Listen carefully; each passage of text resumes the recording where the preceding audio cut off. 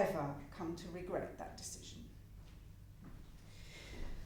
I have made an executive decision.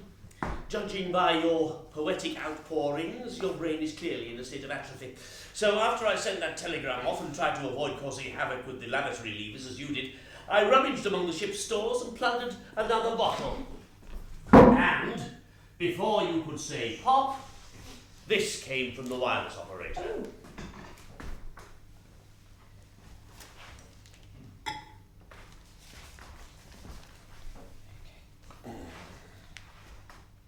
The question was, are you to wed? Not what the heck the skipper said. There's land ahoy and churches too. Where to wed is up to you. Please answer, either no or yes, no matter which we say God bless. That settles it. I shall simply have to marry you now. Johnny can be your bridesmaid, and my bridesmaid, and your best man. You know how capable she is. We'll send Hugh a cable and ask him to order a white dress from Jamaica's finest wedding outfitters. Would that be for you or me? I'm sure it would look better on you. They could probably stretch to your size. Might cost a bit more. Now, come over here. Let's rehearse our vows. Oh no, I'm too old for No, charades. come on, indulge me. Up you get. Come and stand next to your bride. Now, I think I can remember most of the service. Dearly beloved, Speak for yourself. we are gathered here in the sight of God and this congregation to join together this man and woman in holy matrimony, which is an honourable estate, Not anymore.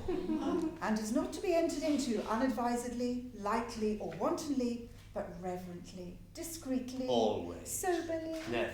and in the fear of God. Occasionally. It was ordained for the increase of mankind. By immaculate conception? And those who are called to this holy estate should continue therein in the pureness of living. No, that counts us both out. Therefore, if any man can show just cause or impediment why they should not be lawfully joined together, they must now declare it. At which point the entire congregation rise and declare an infinite number of impediments. Wilt thou have this woman to be thy wedded wife? Wilt thou love her, comfort her, honour her and keep her in sickness and in health? There's only sickness, I'm afraid. For richer, for poorer? Oh, it's just occurred to me. What currency do they have in Jamaica? We are in the middle of entering unholy matrimony. Is that really our most pressing problem? Why do you ask? You know we're going to be wined down and lodged at Hugh's expense, so it's not going to cost you or your eminent employer a brass farthing. However, I believe they use dollars.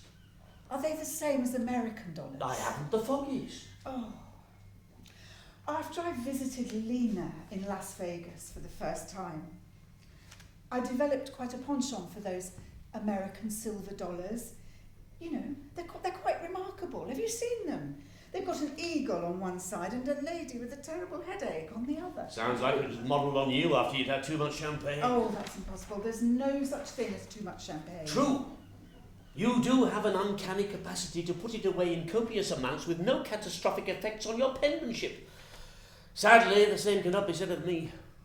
I find my writing commitments interfere terribly with my drinking commitments. But you're such an eloquent speaker and conversationalist in private and public. I know. Baffling, isn't it? Something seems to go wrong between my brain and my pen. The words I say to myself in my head are beautiful and rounded. Nonetheless, I have, with the very best of intentions, brought onto this voyage 6 virgin exercise books which my editor wants me to fill before I return to England. Fill with what? Jottings for my new book.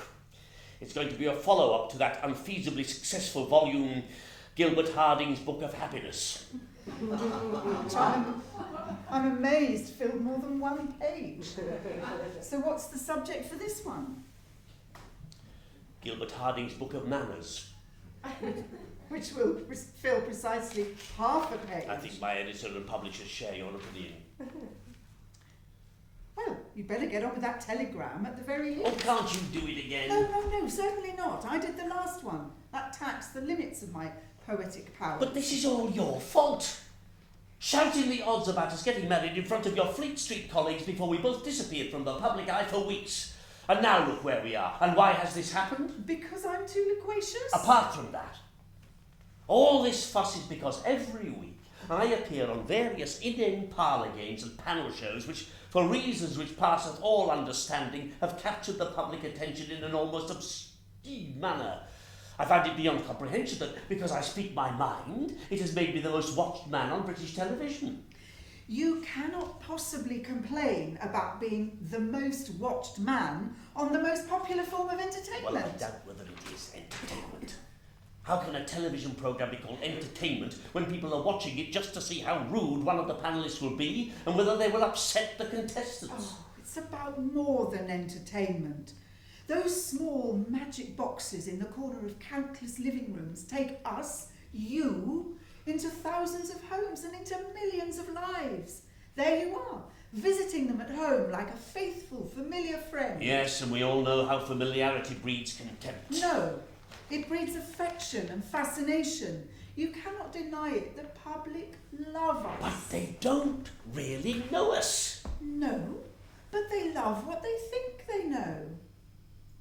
Oscar Wilde once said, "It is personalities, not principles, that move the age. And like it or loathe it, my darling, we are two such personalities of the television age." That is as may be. But I have no intention of sharing the same fate as your friend Wilde. Now there was a man who positively relished being a celebrity.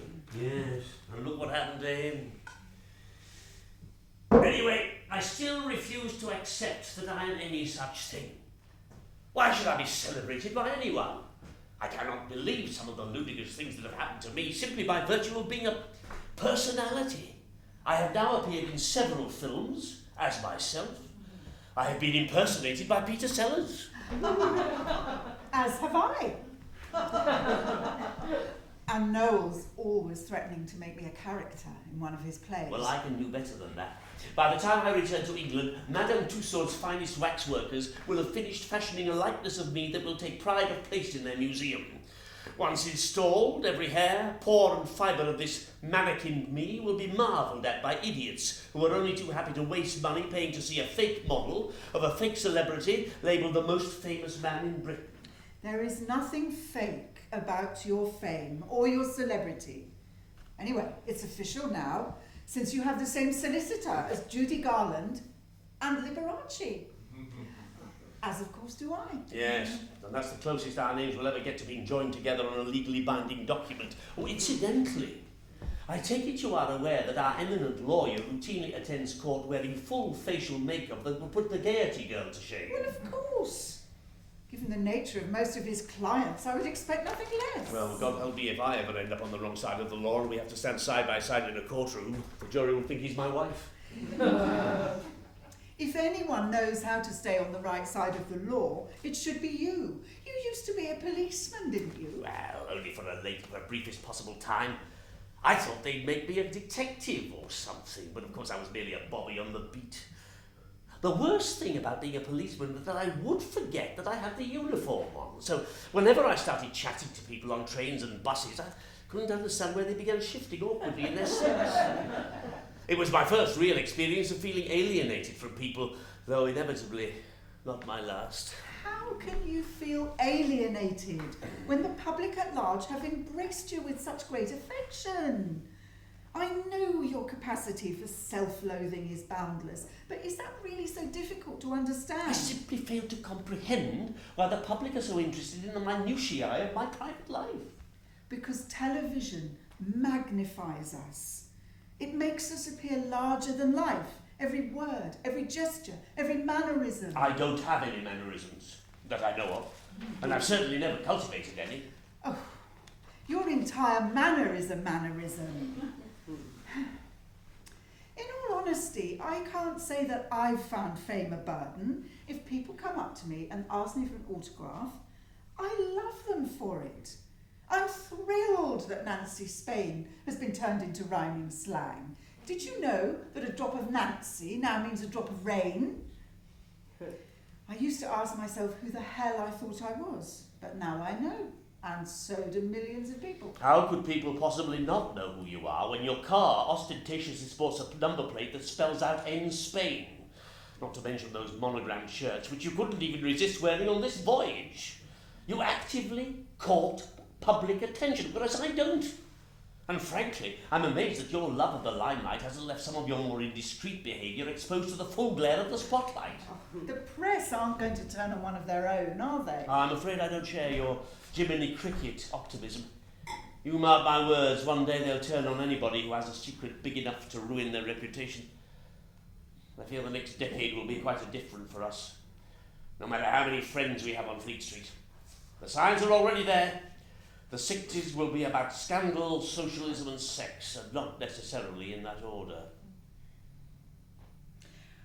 I've learned to hide certain things in plain sight. I mean, look at what I get away with. I live in one of the most unconventional households in London, and yet I'm a household name. And one that companies are falling over to themselves to pay to promote their household products. I used to do a radio advert for Dentabs.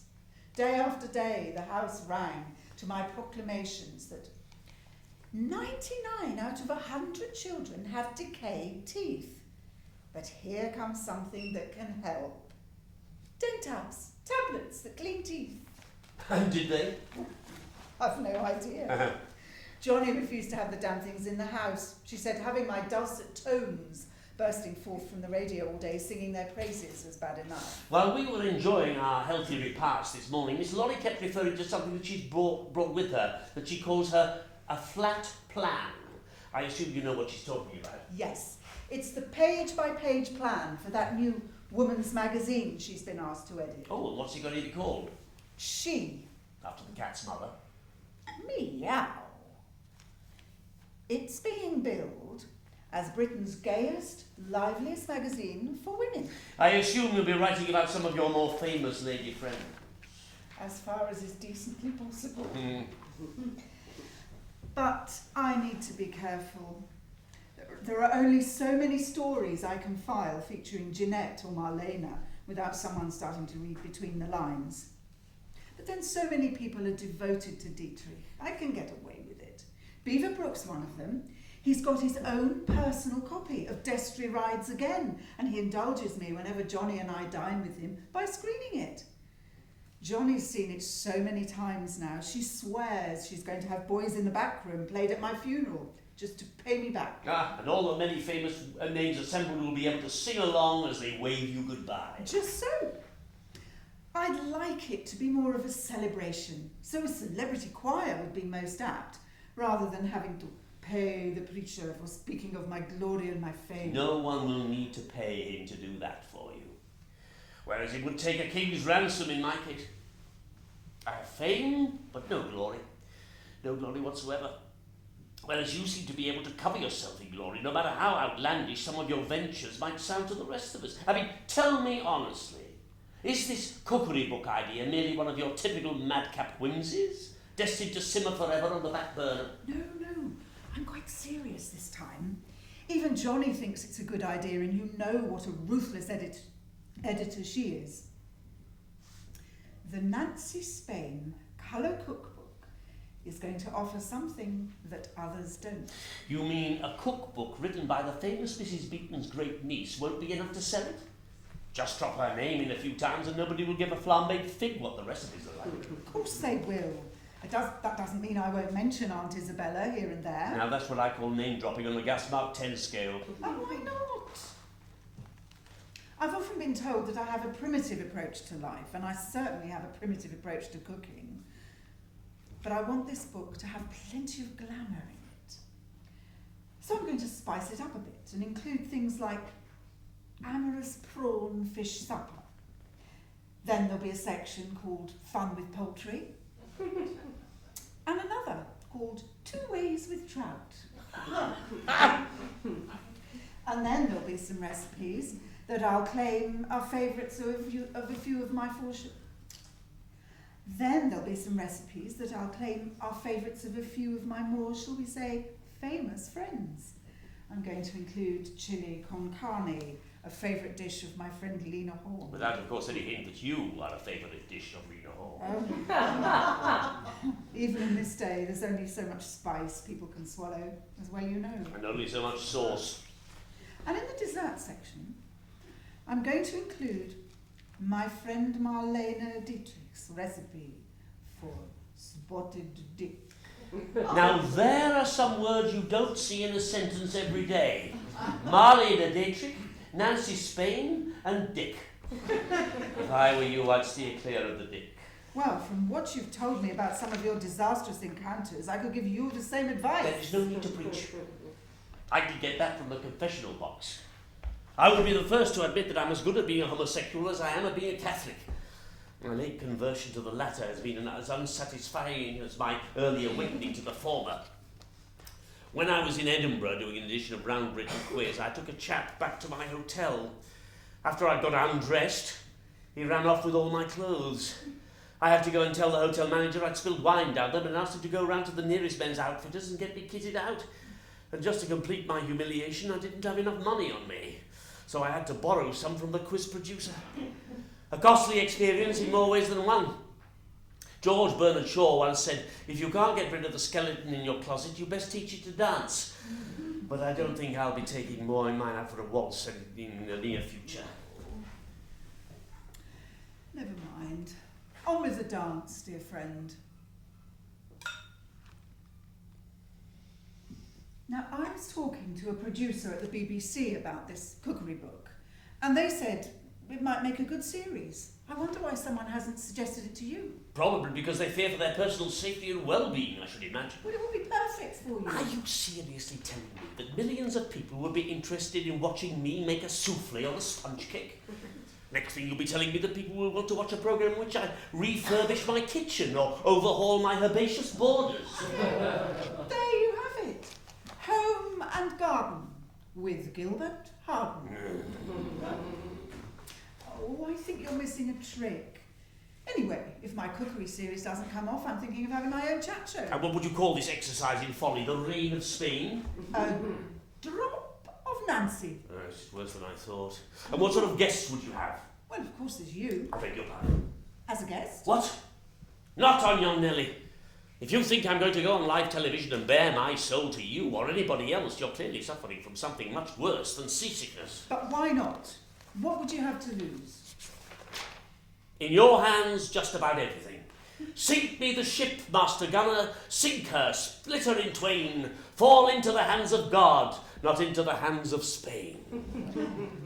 Don't be absurd. I'm an interviewer, not an interrogator. I'd wear my best kid gloves for you. Well, you could wear weather leather gauntlets for all I care. If you were that worried, I could always give you some idea of the topics I'd ask you about. We could even cheat and have a dress rehearsal. Well, let's have one now and see how far you get. All right, I'm game.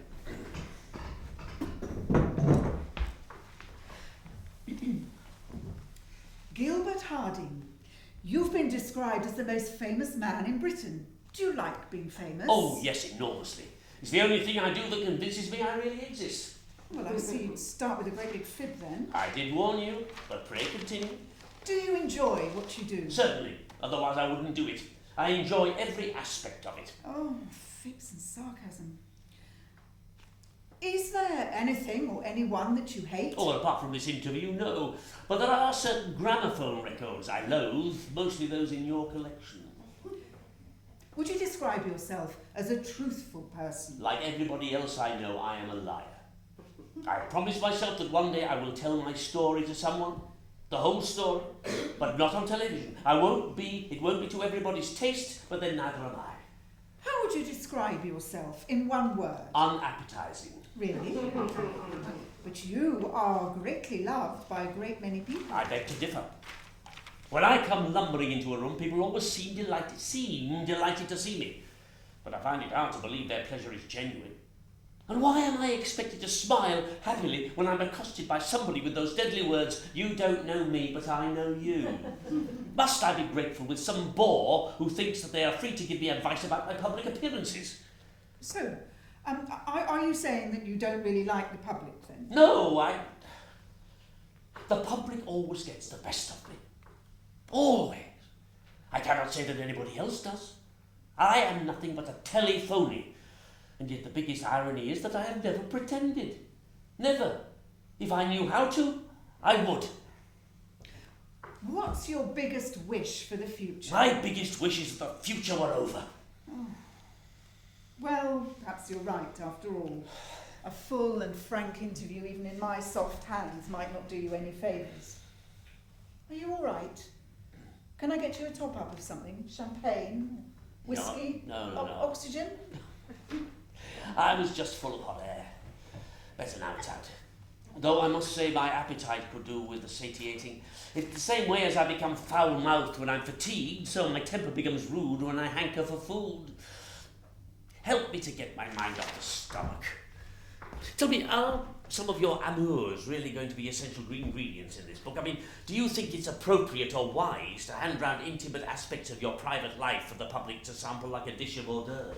Well, it would be virtually impossible to leave out all of them, given the smorgasbord nature of my romantic life. Yes, I'd have described it more as a mezze, one dish after another in a never-ending feast. But while your private life is rich, fertile oasis, mine has, for the most part, been a barren basin. My sister didn't marry. Of course, I never married. My mother was a widow at 30. So when we lived together, we put up a cloud of sexual frustration that was enough to blot the sun out. A schoolgirl wrote to me last year. She'd won an essay competition. It was called People I Would Like to Meet. I was her subject. And in her essay she said, Nancy Spain has never married because she has never met anybody who could match her brains, which is as good a reason as I've ever heard. Oh, I can think of a few more, outside of the obvious one that our respective proclivities present. Oh, come on. You know that one doesn't always preclude the other. You should have seen the reaction at the Express offices when our gossip columnist, Tom Dryburgh, who's since become a Labour MP, married that nice widow, Ina Binfield. He took the conceit so far, he even made her change religion. Mind you, there was a tiny bit of subversion. Poor Ina had to walk down the aisle to the strains of the Red Flag. Why did he do it? I mean, the marriage, not the music. Well, he knew he didn't stand a chance of getting into the House of Lords one day, unless he had a wife.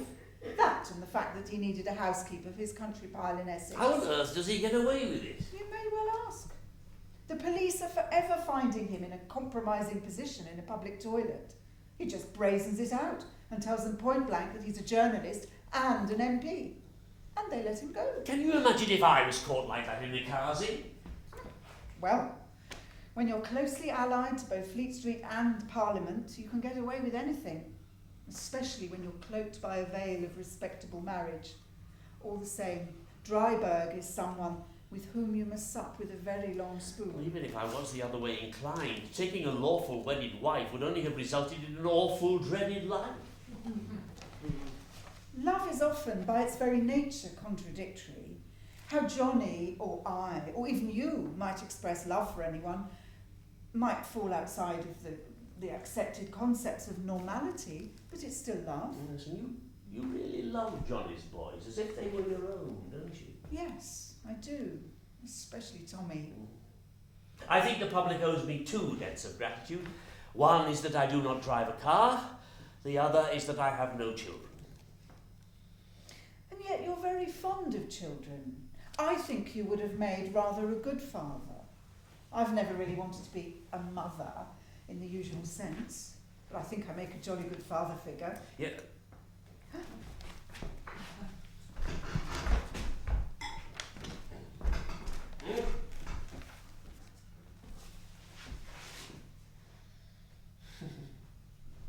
For a moment there I thought someone was throwing another banana skin at us, but instead I appear to have in my hand the piece of paper that will bring peace in our time. The redoubtable Miss Lorry appears to have taken matters into her own hands and has ghost-written us the perfect retort to the nagging newshound. Alas, in spite of jolly verse, the answer's short and somewhat terse.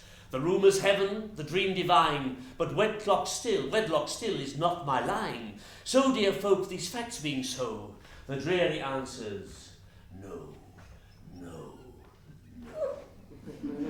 Do you think that will settle their hash once and for all? It's a splendid effort. However, knowing Fleet Street reporters as I do, I fear not.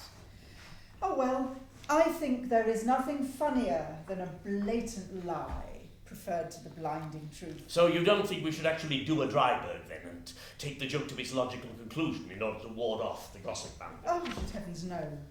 However, our names will be inextricably linked, regardless of whether or not we are joined in unholy matrimony. Trust me, I know.